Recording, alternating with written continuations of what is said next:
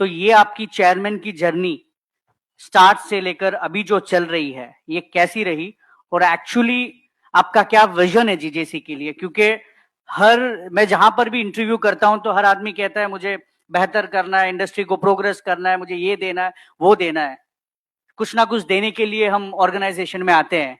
तो आप बहुत कम समय में एक चेयरमैन की पोस्ट पे बैठे हैं और आपने बहुत पुरुषार्थ किया होगा, इसमें कोई दोहराई नहीं है।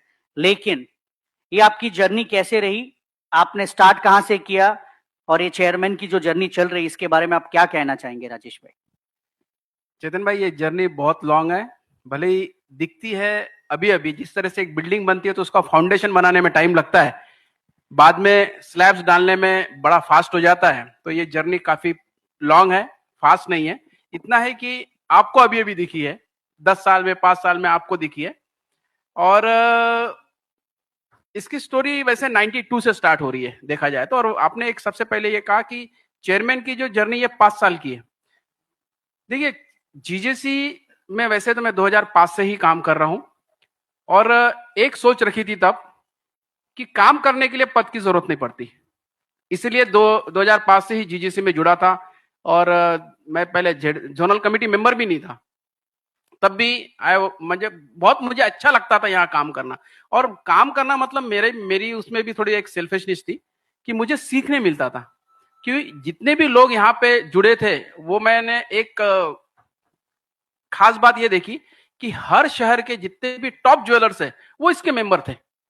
अब मुझे टॉप बनना था, तो मैंने बोला सबसे पहले तो मेंबर बन जाओ।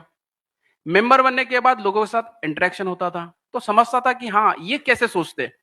तो फिर सोचा यार, इनके साथ जुड़े रहना है तो काम करना पड़ेगा। तो पद की जरूरत नहीं थी, तो काम करते गए तो जेडसीएम बना। जेडसीएम के बाद धीरे धीरे करते करते मेरी जर्नी स्टार्ट हुई।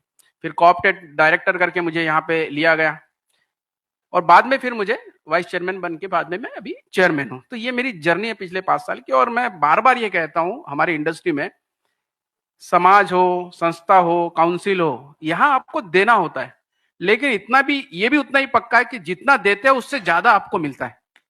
ये इसकी खासियत है।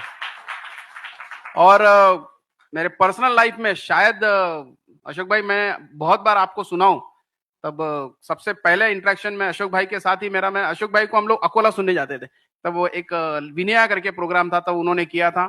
हमने यहाँ मुंबई में भी बहुत सारे हजार हजार लोग जमा हो जाते थे, तो पूरे विदर्भ से लोग को इकट्ठा करके, मेरे दोस्तों को, ज्वेलर्स को, सबको लेके आते थे हम लोग कि सीखने मिलेगा। तो ये उतना ही सच है कि शायद अगर जीजेसी नहीं बनता 2005 में, तो शायद रोकड़े ज्वेलर्स भी आज इस लेवल पे नहीं होता। तो ये अपने आप में एक बहुत बड़ी बात है, क्योंकि एक हर एक पड़ाव होता है। पहले स्कूल में हमारे दोस्त होते हैं, बाद में हम हमारे कॉलेज के एक दोस्त होते हैं, लेकिन सही मायने में अगर जिंदगी को, भविष्य को अगर बहुत ही नेक्स्ट लेवल पे लेके जाना है, तो हमारे फेटर्निटी के जो टॉप नॉच, उनके साथ जब हम जुड़ते हैं, उनसे कुछ सीखते हैं, उनके साथ इंटरेक्शन करते हैं, तो वो एक मतलब ये कहूंगा कि उसका आंसर आज रोकड़े ज्वेलर्स है। एक 100 स्क्वायर फीट की दुकान, 150 स्क्वायर फीट की दुकान थी जब 92 के आसपास की बात है। तो 92 से लेके तो आज विदर्भ में सबसे ज्यादा ब्रांचेस और सबसे बड़ा शोरूम भी अगर रोकड़े ज्वेलर्स का है, तो इसका मैं श्रेय जीजेसी को देता हूँ।